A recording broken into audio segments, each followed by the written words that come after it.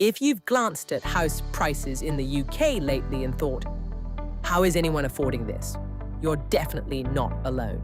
In 2026, buying a home feels less like reaching a normal life milestone and more like trying to crack a secret level in a video game. House prices remain alarmingly high, and though mortgage rates have eased from their peak, they're far from the ultra-cheap deals of just a few years ago. Saving for a deposit takes years, leaving even those earning what used to be considered good money grappling to buy their first home. So today, let's tackle one straightforward question. How much money do you really need to afford a house in the UK in 2026? Forget the fantasy figures, we're diving into the real math. Right now, an average home in the UK costs around £270,000. And no, that's not a posh penthouse in central London. That's just your regular home on a regular street. But remember, averages can often be misleading. The UK property market is like 4 different worlds. In the northeast, homes average around £170,000, offering a glimpse of affordability. Cities like Manchester, Leeds and Birmingham see higher prices, yet they're still reasonably manageable compared to the south. Then there's the southeast commuter belt, where prices frequently exceed £350,000, making it more challenging for buyers. Now let's talk about London, the standout player in this game. Here, the average property price soars to over £500,000, which leaves many feeling permanently priced out of the market. What many don't realise is how banks determine lending.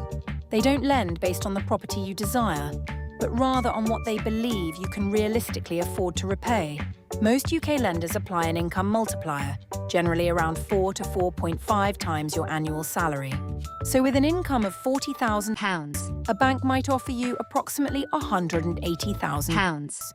At first glance, that sounds decent, but it's only a piece of the puzzle.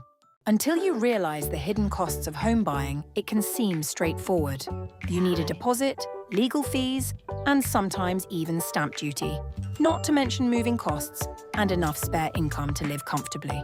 Remember, banks stress test your finances, ensuring you can handle repayments if rates rise again. Even with lower mortgage rates today, many buyers find they're approved for far less than they anticipated. Let's meet Sarah. At 29, she works in marketing and earns £39,000 a year, which is around the UK median salary. By standard calculations, she could borrow about £175,000. With a 10% deposit, her total budget reaches roughly £195,000. In some northern cities, that's enough for a decent home, perhaps a 2-bedroom terrace or a small semi-detached. But in large southern areas, her budget barely opens the door. And in London, it doesn't even start the conversation. But honestly, the bigger problem isn't even the house price, it's the monthly payment. Affordability isn't just about what the bank says you can borrow, it's about what allows you to sleep at night. Take someone earning £39,000 a year. After taxes, pension contributions and national insurance, they're left with roughly £2,500 a month. Now, let's say their mortgage payment is about £950. Add in council tax, energy bills, water, internet, insurance, food and transport, and suddenly, half of their income vanishes just to keep the house running. This is why many first-time buyers feel anxious even after being approved.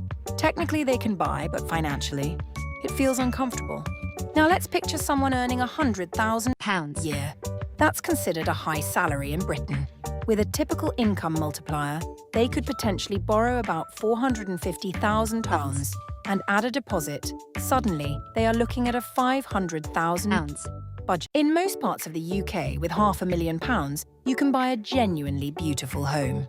Picture a lovely detached house, a spacious garden, and a convenient driveway. But when you look at London, everything flips. There, even with that same amount, you might find yourself looking at a small flat or a compact terrace, or facing a long commute just to find something livable. It's eye-opening for many when they realise how disconnected salaries and housing prices have become.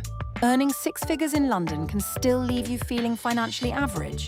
Today, buying a home isn't usually a solo journey. Couples often come together, leveraging 2 average salaries to unlock more options in the housing market. Yet the costs don't stop there. You must factor in solicitors, surveys, moving fees, insurance, and possibly stamp duty. This means the deposit is just the beginning of your challenges. Understanding these numbers is key to making smarter choices in the UK housing market in 2026. If you enjoyed this insight, don't forget to subscribe.